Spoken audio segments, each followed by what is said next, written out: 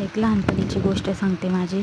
तर म्हणजे आम्ही मैत्रिणी वगैरे सगळे म्हणजे नाही का असं नागपंचमी किंवा मग असे काही सण असले ना की मग आम्ही मस्तपैकी साड्या वगैरे घालायचो सकाळी. म्हणजे आधीच आपलं प्लॅनिंग व्हायचं आदल्या दिवशीचं की आपण उद्या आपण असं करू तसं करू. मग त्यानंतर मग साड्या वगैरे घालायचो आम्ही, तयार वगैरे होऊन छानपैकी मस्त मंदिरात वगैरे जायचो. आमच्या म्हणजे थोडंसं लांब होतं घरापासून मंदिर. तर घरची परमिशन काढून मग सगळेजणी आम्ही जायचो.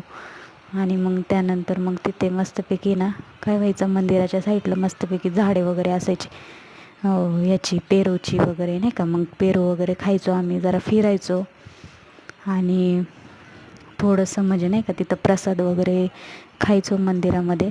आणि सोबतच आम्ही खिचडी वगैरे असं न्यायचो डब्यामध्ये.